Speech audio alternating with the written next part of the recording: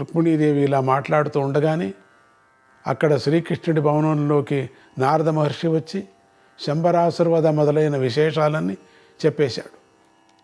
దానితో శ్రీకృష్ణుడు ఆదుర్దుగా రుక్మిణీదేవి భవనానికి వచ్చేశాడు. ఆయన వచ్చేసరికి మన్మథుడి వంటి కొడుకు, రతీదేవి వంటి కోడలు కనిపించారు. ఆయన వారిని వెంటనే గుర్తించాడు. వెంటనే శ్రీకృష్ణుడు రుక్మిణీదేవితో ఇలా అన్నాడు, దేవి, ఇతడు ఎవరూ కాదు. ఆనాడు తప్పిపోయిన నీ కొడుకే ఇవాళ పెద్దవాడే చేతిలో ధనుస్సు పట్టుకొని నీ దగ్గరకు వచ్చాడు. ఈ బాలుడు మాయలమారి అయినటువంటి శంబాసురుణ్ణి సంహరించాడు. దేవతలకు కూడా సాధ్యం కాని శంబర మాయలను నిర్వీర్యం చేశాడు. ఇతడి పక్కన ఉన్నటువంటి పిల్ల పేరు మాయావతి. ఈమె నీ కోడలే. ఈమె కొన్ని కారణాల వల్ల కొంతకాలం పాటు శంబరాసుడి గృహంలో ఉండిపోయింది. అందరూ ఈమెను శంబరుడి భార్య అనుకున్నారు. అది నిజం కాదు. ఈమె శంబర గృహంలో ఉన్న నిత్య కన్యగానే ఉంది. ఈ పిల్ల మన కోడలు. ఈ పిల్లని ఇంట్లోకి ఆహ్వానించు. చాలా కాలం క్రిందట తప్పిపోయిన మళ్ళీ మన దగ్గరకు వచ్చినటువంటి మన కుమారుణ్ణి ఆదరించు, లాలించు అన్నాడు కృష్ణుడు. ఆ మాటలు విని రుక్మిణీదేవి పరమానందపడుతూ, నా ఊహే నిజమైంది. నేను ఇవాళ ధన్యురాలని అయ్యాను. నా కొడుకు నాకు దొరికాడు. ఒట్టిగా కాదు, కోడలతో సహా దొరికాడు. నాన్న ప్రద్యుమ్న, కోడలతో సహా ఇంట్లోకి రా అని ఆదరంగా పలికింది. ప్రద్యుమ్నుడు తల్లికి తండ్రికి పాద నమస్కారాలు చేసి ఈలోగా అక్కడికి వచ్చినటువంటి బలరాముడికి కూడా పాద నమస్కారాలు చేశాడు. ఆ విధంగా ప్రద్యుమ్నుడు భార్య సమేతంగా శ్రీకృష్ణ కుటుంబంలో కలిసిపోయాడు. అలా ఉంటూ ఉండగా ఒక రోజున ప్రద్యుమ్నుడు బలరాముడి దగ్గరికి వెళ్ళి ఆ మాటలు ఈ మాటలు చెప్పి చివరికి ఇలా అన్నాడు, పెదనాన్నగారు, మీరు నిత్యము ఏదో మంత్రజపం చేస్తూనే ఉంటారు కదా. మీ జపతపం వల్ల దేవతలందరూ మీకు స్వాధీనంగా ఉంటారని యదుకులంలోని పెద్దలంతా అంటున్నారు కదా. నాకు చిన్నప్పటి నుంచి మాయ విద్యలే బోధించారు నాకు. కానీ ఎవరూ దేవతా మంత్రాలు బోధించలేదప్పుడు. సర్వ భయాలను పోగొట్టే దివ్య స్తోత్రం ఏదైనా మీరు దయతో నాకు ఉపదేశించండి అని ప్రార్థించాడు ప్రద్యుమ్నుడు. అన్నీ మాయ విద్యలే నాకు అక్కడ నేర్పించారు. ఒకటి దేవతా మంత్రం రాలేదు నాకు. ఆ మాట వింటూనే బలరాముడు ఏమీ ఆలస్యం చేయకుండా, పెదనాన్న, నాయనా ప్రద్యుమ్న, ఆహ్నిక స్తోత్రం అనేటువంటి పేరుతో ఒక అద్భుత మంత్రం ఉంది. దీన్ని సర్వకాలాల్లోనూ జపించవచ్చు. విశేషించి సాయంకాలాల్లో జపిస్తే ఆ వ్యక్తి యొక్క మనస్సు పరిశుద్ధమైపోతుంది. సర్వ భయాలు తొలగిపోతాయి. ఈ స్తోత్రాన్ని నేనే కాదు, మీ నాన్న మరికొంతమంది మహర్షులు కూడా నిత్యము జపిస్తూ ఉంటారు. దీనిని నీకు ఇప్పుడే ఉపదేశిస్తాను, జాగ్రత్తగా ధారణ చెయ్యి అంటూ 100 శ్లోకాలకు పైబడిన మహాస్తోత్రాన్ని బలరాముడు ప్రద్యుమ్నుడికి ఉపదేశించాడు. ఈ స్తోత్రాన్ని గురించి వైశంపాయన మహర్షి ఇలా వివరించాడు, జనమేజయ మహారాజా, ఈ మహాస్తోత్రాన్ని ఎవరు విన్నా జపించిన వారికి ఆయుష్యము, ఐశ్వర్యము, విజయము వృద్ధి పొందుతాయి. ఆ వ్యక్తికి అన్ని పనులు సఫలమవుతాయి. ఇది వేదాలతో సమానమైనది. మేధావృద్ధిని కలిగించేది, రోగాలను పోగొట్టేది, వంశవృద్ధిని కలిగించేది. దీన్ని రోజూ పఠించటం కుదరకపోయినా పూర్ణిమ, అమావాస్య వంటి పర్వాలలో జపించినా కూడా ఈ స్తోత్రంలో చెప్పబడిన సమస్త దేవతల అనుగ్రహము లభిస్తుంది అన్నాడు బలరాముడు. మహనీయోపాఖ్యానం. ఇప్పుడు ప్రద్యుమ్నుడు శంబరాసురుణ్ణి సంహరించిన నెలలోనే జాంబవతీదేవికి సాంబుడు జన్మించాడు. ఈ సాంబుడు అంటే బలరాముడికి చాలా గారాభంగా ఉండేది. అందుచేత ఆయన తన దగ్గర ఉండే శస్త్ర విద్యలన్నీ సాంబుడికి నూరిపోశాడు. దానివల్ల యాదవుల్లో బలరాముడి తరువాత సాంబుడే మహావీరుడనే పేరు ఏర్పడింది. ఈ సాంబుడి అండ చూసుకొని శ్రీకృష్ణుడు తన దిగ్విజయాలను మరింత పెంచాడు. క్రమంగా ద్వారకానగర సంపద దేవేంద్రుడికి కూడా అసూయ కలిగించే స్థాయికి పెరిగిపోయింది. మొదట్లో భరతఖండంలోని రాజులు ద్వారకా రాజ్యాన్ని పెద్ద రాజ్యంగా లెక్క చేయలేదు, కానీ క్రమక్రమంగా శ్రీకృష్ణుడి బలం పెరిగిపోయిన కొద్దీ వారి దృష్టి ద్వారకా రాజ్యంపై పడసాగింది. ఇలా ఉండగా హస్తినాపురంలో దుర్యోధనుడు ఒక పెద్ద యజ్ఞం చేశాడు. ఆ యజ్ఞానికి నానా దేశాల రాజులు వచ్చారు. అక్కడ ద్వారకా రాజ్యాన్ని గూర్చిన చర్చ బాగా జరిగింది. అక్కడ క్రమంగా ఆ రాజులందరికీ ఆ ద్వారకా రాజ్యాన్ని ఒకసారి చూసి వద్దామని కోరిక బయలుదేరింది. వారు తమ కోరికను శ్రీకృష్ణుడికి కబురు చేశారు. శ్రీకృష్ణుడు వారందరికీ ఆదరంగా స్వాగతం పలికాడు. దుర్యోధనుడి యజ్ఞం పూర్తయిన తర్వాత దుర్యోధనుడితో సహా చాలామంది రాజులు ద్వారకా రాజ్యానికి వచ్చారు. అలా వచ్చిన వారిలో పాండవులు, పాంచాల రాజులు, పాండ్యులు, చోళులు, కళింగులు, బాఖ్లీకులు, ద్రావిడులు, ఖసులు మొదలైన వారంతా ఉన్నారు. వీరి సేన 18 అక్షోహిణులు కూడా ఉంది. ద్వారకా నగరంలో రైవతక పర్వతం చుట్టూ ఈ రాజులందరికీ బసలు ఏర్పాటు చేశాడు. వీరందరి గౌరవార్థం ఒక ప్రత్యేక రాజు సమావేశం కూడా ఏర్పాటైంది. రాజు కాకపోయినా శ్రీకృష్ణుడు కూడా ఆ సమావేశానికి వచ్చేశాడు. వచ్చిన రాజులంతా ద్వారకా సామ్రాజ్య వైభవానికి ఆశ్చర్యపోతూ అనేక రకాలుగా శ్రీకృష్ణుడిని అభినందించసాగారు. ఉన్నట్టుండి ఆకాశమంతా కారుమబ్బులతో కమ్ముకుపోయింది. వాన లేదు, కానీ మెరుపులు ఉరుములు చాలా హడావిడిగా ఉన్నాయి. రాజులంతా ఈ హఠాత్ పరిణామం విపరీతంగా ఉంది, ఆశ్చర్యపోయారు. వాళ్ళంతా ఆకాశం వంక చూస్తూ ఉండగానే ఆ మబ్బులంతా చీల్చుకుంటూ ఆకాశం నుంచి దూకినంత హడావిడిగా నారద మహర్షి సభలోకి ప్రవేశించి సూటిగా శ్రీకృష్ణుడు ఎదుట వాలాడు. నారదుడు ఇలా దిగాడో లేదో ఆకాశంలోని మబ్బులన్నీ తలో పక్కకి చెల్లా చెదరైపోయాయి. వచ్చిన నారద మహర్షి రాజుల వంక చూడకుండా సూటిగా శ్రీకృష్ణుడి వంకే చూస్తూ, హే పురుషోత్తమ, దేవతల అందరికన్నా ఆశ్చర్యకరమైన వాడివి నువ్వే ఒక్కడివే, నీ వంటి మహనీయుడు మరొకడు లేడు అన్నాడు. ఈ మాటలు విన్న శ్రీకృష్ణుడు చిరునవ్వు నవ్వుతూ, నారద మహర్షి, నేను దక్షిణలతో కలిసి ఉంటే మీరు చెప్పినట్లుగానే ఆశ్చర్యకరుణ్ణి అవుతాను, మహనీయుణ్ణి కూడా అవుతానన్నాడు. ఈ మాట వింటూనే నారద మహర్షి 2 చేతులు జోడించి తల మీద పెట్టుకొని, ప్రభో శ్రీకృష్ణ, నాకు పరిపూర్ణమైన సమాధానం లభించింది, నేను వచ్చిన పని అయిపోయింది, నేను వెళ్ళొస్తా అన్నాడు.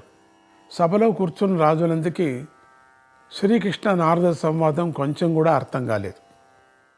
వాళ్ళు ఆశ్చర్యపడుతూ శ్రీకృష్ణుడితో, శ్రీకృష్ణ, మీ సంభాషణలో రహస్యం ఏమిటో మాకు అర్థం కావటం లేదు, మేము వినొచ్చు అనుకుంటే దాన్ని దయచేసి వివరించు అని అడిగాడు. శ్రీకృష్ణుడు మళ్ళీ మనోహరంగా నవ్వి, ఆ రహస్యమేదో ఈ మహర్షి చెబితేనే బాగుంటుంది. నారద మహర్షి, దయచేసి ఈ సువర్ణ సింహాసనాన్ని అలంకరించి ఈ రాజుల ప్రశ్నకు తగిన సమాధానం చెప్పండి అన్నాడు. నారద మహర్షి రాజులందరినీ సంబోధిస్తూ ఒక విచిత్రమైన కథ చెప్పాడు. నారదుడు వస్తూనే శ్రీకృష్ణుడి సంభాషణ ఎట్లా ఉండిందంటే, నువ్వే అందరికన్నా పెద్దవాడు అన్నప్పుడు నేనెట్లా పెద్దవాడు అవుతాను, దక్షిణలే పెద్దది, దక్షిణ కన్నా పెద్దది వేరే లేదు అనేశాడు. అంతటితో నారదుడు వెళ్ళిపోతానన్నాడు. రాజులందరికీ కూడా వీళ్ళ సంభాషణ అర్థం కాకుండా అడిగారు. అప్పుడు నారదుడు ప్రారంభం చేస్తున్నాడు ఈ ఒక కథను. ఓ రాజశ్రేష్ఠులారా, నేను ఒకప్పుడు గంగా తీరంలో మారువేషంలో నివసిస్తూ 3 పూట్ల స్నానాలు చేస్తూ కొన్ని నియమాలు పాటిస్తూ వచ్చాను. ఒకనాడు తెల్లవారేసరికి గంగా నదిలో నాకు ఒక పర్వతమంత ఆకారం గల తాబేలు కనిపించింది. అది 2 క్రోసుల పొడవు ఉంది, 1 క్రోసు వెడల్పు ఉంది. క్రోసు అంటే 2 మైళ్ళు. దానికి తగ్గ ఎత్తు ఉంది. దానికి 4 కాళ్ళు ఉన్నాయి. ఆ కాళ్ళకు బాగా బురద అంటి ఉంది. అలాంటి విచిత్రమైన మహాకూర్మాన్ని చూసి నేను ఆశ్చర్యపోయి, ఓ తాబేలు రాజా, నువ్వు నిజంగా మహనీయుడివి, నువ్వు ఆశ్చర్యకరుడివి అన్నాను. ఆ తాబేలు మానవ భాషతో నాతో ఇలా అంది, మహర్షి, నేను మహనీయుడిని ఎలా అవుతాను? నేను ఆశ్చర్యకరుణ్ణి ఎలా అవుతాను? నాలాంటి కొన్ని వేల తాబేళ్ళు ఈ గంగా నదిలో సంచరిస్తున్నాయి తాబేళ్ళు. కనుక గంగానదే నిజంగా ఆశ్చర్యకరమైనది, మహనీయమైనది అని అన్నది. నేను గంగానది దగ్గరికి వెళ్ళి, ఓ గంగానది, నువ్వు నిజంగా మహనీయురాలువు, ఆశ్చర్యకరురాలువు, ఎన్నెన్నో మహా జలరాశులను ధరిస్తున్నావు, జలచరాలు, విపరీతమైన జలచరాలను ధరించావు, తాపసుల ఆశ్రమాలను కాపాడుతున్నావు, చివరకు సముద్రంలోకి చేరుతున్నావు అన్నాను. అప్పుడు గంగానది దేవత ప్రత్యక్షమై, ఓయి కలహప్రియా, లేనిపోని తగులు పెట్టకు, నాలాంటి నదులు కొన్ని వేలు సముద్రంలో కలుస్తున్నాయి. ఆ సముద్రుడు నిజంగా ఆశ్చర్యకరుడు, ఆయన మహనీయుడు అవుతాడు, కానీ నేనేలా అవుతాను అంది. నేను సముద్రుడి దగ్గరికి వెళ్ళి, ఓ మహాసాగర, ఎన్నో నదులు పత్మిభావంతో వచ్చి నీలో కలిసిపోతున్నాయి కదా, కనుక నువ్వే ఆశ్చర్యకరుడవు, నువ్వే మహనీయుడువు అన్నాను. అప్పుడు సముద్రదేవత చెప్పింది ప్రత్యక్షమై, మహర్షి, అలా మాట్లాడకండి, ఈ భూమి ఆధారం ఉండబట్టే కదా నేను నిలబడుతున్నాను, కనుక ఈ భూమియే నిజమైన మహనీయురాలు, నిజమైన ఆశ్చర్యకరాలు అన్నాడు.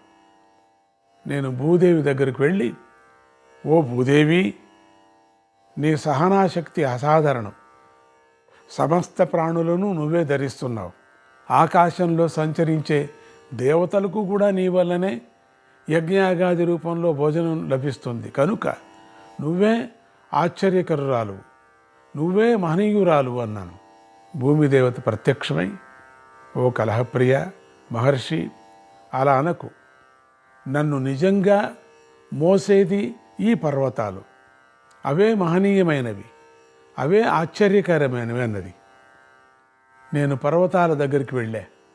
ఓ పర్వత దేవతలారా, బంగారము, రత్నాలు, రకరకాల మూలధాతువులు మొదలైనవన్నీ మీలో నుంచే జన్మిస్తున్నాయి, మీరే మహనీయులు అన్నాను. అప్పుడు పర్వతదేవులు ప్రత్యక్షమై, మహర్షి, అంత మాట అనకండి, దేవతలలో బ్రహ్మే నిజమైన మహనీయుడు, ఆయనే ఆశ్చర్యకరుడు అన్నారు. నేను బ్రహ్మదేవుడి దగ్గరకు కూడా వెళ్ళా. శిరస్సు వంచి నమస్కరించి ఎక్కువ మాట్లాడలేక, భగవాన్, మీరు ఒక్కరే జగద్గురువులు, మీరే మహనీయులు, మీరే ఆశ్చర్యకరులు, ఎందుకంటే ఈ ప్రపంచాన్నంతా మీరే సృష్టించారు, సకల దేవతలకు ఆది దేవులు మీరే అన్నాను. అప్పుడు బ్రహ్మదేవుడు, నారదా, ఏం మాటలివి, నిజమైన ఆశ్చర్యకరాలు, నిజమైన మహనీయులు వేదాలే, నన్ను ధరించేవి వేదాలే, నిజానికి నేను వేద స్వరూపుణ్ణి, ఆ మాట గ్రహించు అన్నాడు. నేను వేదాల దగ్గరికి వెళ్ళా. వాటిని రకరకాలుగా స్తోత్రం చేసి, బ్రహ్మదేవుడు కూడా మీరే శ్రేష్ఠులని, ఆశ్చర్యకరులని, మహనీయులని ఒప్పుకున్నాడు అన్నాను. అప్పుడు వేదదేవతలు, నారదా, ఒట్టి వేదాల వల్ల ఏం ప్రయోజనం? పరమాత్మ యజ్ఞాల కోసం మమ్మల్ని సృష్టి చేశాడు, మా ద్వారా పరమాత్మను ఉద్దేశించి యజ్ఞాలు చేసినప్పుడే మాకు విలువ, కనుక మా విలువ మాలో లేదు, యజ్ఞాలలో ఉంది, కనుక యజ్ఞాలే శ్రేష్ఠులు, ఆశ్చర్యకరాలు, మహనీయులు అన్నారు.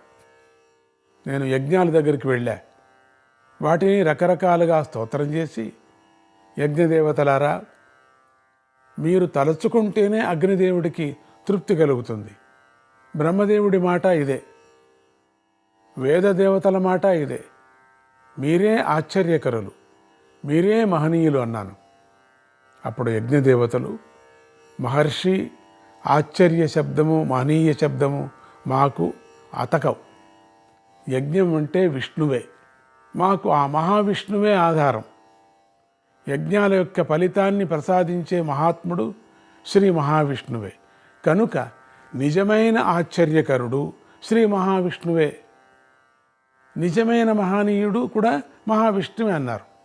ఓ రాజశ్రేష్ఠులారా, యజ్ఞదేవతల మాటలు విని నేను శ్రీ మహావిష్ణువు ఎక్కడున్నాడా అని వెతుక్కుంటూ ఇదిగో ఈ మహానుభావుడి ఎదుట వచ్చి పడ్డాను. యజ్ఞదేవతల మాటలను మనస్సులో ఉంచుకొని శ్రీకృష్ణ భగవానుడితో, అయ్యా మీరే ఆశ్చర్యకరులు, మీరే మహనీయులు అన్నాను. దానికి ఆయన కొంచెం సవరణ చేస్తూ, దక్షిణలతో కలిసినప్పుడే యజ్ఞాలు సార్థకమవుతాయి గనుక నారద, నేను దక్షిణలతో కలిసి ఉంటేనే ఆశ్చర్యకరుణ్ణి మహనీయుణ్ణి అవుతాను అని సమాధానం చెప్పాడు. కనుక తాబేలుతో ప్రారంభమైన నా అన్వేషణ శ్రీకృష్ణ పరమాత్మ యొక్క సమాధానంతో పరిసమాప్తమైంది. అందుకే నేను వచ్చిన పని పూర్తి అయ్యింది, నాకు సమాధానం దొరికింది అని నేను అన్నాను. అందుకే దక్షిణలతో యజ్ఞాన్ని ఎంత పూర్తిగా అయిన తర్వాత, ఆ యజ్ఞం అయిన తర్వాత చుట్టూ ఉండే ఋత్వీకులకే కాదు, వచ్చిన వాళ్ళందరికీ కూడా దక్షిణలతో సమాధాన పరిచినప్పుడు మాత్రమే సంతోషం అవుతుంది అంటారు. అప్పుడు యజ్ఞము సమాప్తమవుతుంది. ఇది మొదటి నుంచి ఎన్ని మహత్తులు ఉండినప్పటికి కూడా యజ్ఞము చివరిలో ఇచ్చేటువంటి దక్షిణనే మహత్తరమైనటువంటిది. ఓ రాజశ్రేష్ఠులారా, శ్రీకృష్ణ పరమాత్మ చెప్పుకున్నాడు కనుక మా సంభాషణంలోని నిగూఢ తత్వాన్ని మీకు అందరికీ చెప్పాను. ఇక నేను వెళ్ళి వస్తాను. ఇలా అంటూనే నారద మహర్షి ఆకాశంలోకి ఎగిరిపోయాడు. ఈ సంఘటనతో వచ్చిన రాజులందరికీ ద్వారకా రాజ్యం యొక్క భౌతిక వైభవం మాత్రమే కాక శ్రీకృష్ణ పరమాత్మ యొక్క దివ్య వైభవం కూడా స్పష్టంగా తెలిసి ఆశ్చర్యభరితులై శ్రీకృష్ణుడి దగ్గర సెలవు తీసుకొని తమ తమ రాజ్యాలకు వెళ్ళిపోయారు. కథ వింటున్న జనమేజయ మహారాజు వైశంపాయ మహర్షిని, నారద మహర్షి శ్రీకృష్ణ మహిమను మహారాజసభకు ప్రదర్శించిన విధానం చాలా అద్భుతం, నాకు తృప్తి కలగటం లేదు. శ్రీకృష్ణ మహిమను వివరించే మరో సన్నివేశం ఏదైనా చెప్పండి అన్నాడు. వైశంపాయన మహర్షి ఇలా చెప్పాడు, జనమేజయ, శ్రీకృష్ణ మహిమను 100 ఏళ్ళు వర్ణించినా పూర్తిగా చెప్పలేం. అయినా నువ్వు అడిగావు గనుక మీ తాతగారు స్వయంగా చెప్పిన సన్నివేశం ఒకటి చెబుతాను విను. భీష్ముల వారు అంపశయ్య మీద శయనించి ఉన్న సమయంలో పంచపాండవులకే కాక అనేక మంది మహారాజులు ఆయన చుట్టూ నిలబడి ఉన్నారు. అప్పుడు భీష్ముల వారు అర్జునుడిని పిలిచి, నాయనా, నువ్వు చూసిన ఈ కృష్ణతత్వ సన్నివేశాన్ని మీ అన్నగారికి వివరించు అన్నాడు. అప్పుడు అర్జునుడు ఈ క్రింది కథ చెప్పాడు. పూర్వం ఒకసారి అర్జునుడు చుట్టం చూపుగా ద్వారకా నగరానికి వెళ్ళాడు. అక్కడ సరదాగా కొన్నాళ్ళు ఉండిపోయాడు. అర్జునుడు అక్కడ ఉన్న రోజుల్లో ఒక రోజున శ్రీకృష్ణుడు ఏకాహ దీక్షతో ఒక చిన్న యజ్ఞం చేయాలని ప్రారంభించాడు. శ్రీకృష్ణుడు దీక్షలో కూర్చున్న కొద్దిసేపటికి ద్వారకా నగరంలోని పండితోత్తముడు ఒకడు, ప్రభు రక్షించు రక్షించు అంటూ అదరాబదరగా శ్రీకృష్ణుడి దగ్గరికి వచ్చాడు. పైగా ప్రభు రక్షించే అధికారం మీదే, ఎవరు రక్షిస్తారో వారికి రక్షింపబడే వారి పుణ్యంలో 4వ వంతు లభిస్తుంది అని ధర్మశాస్త్రం కూడా చెప్పాడు. నారాయణ నారాయణ, హరే కృష్ణ.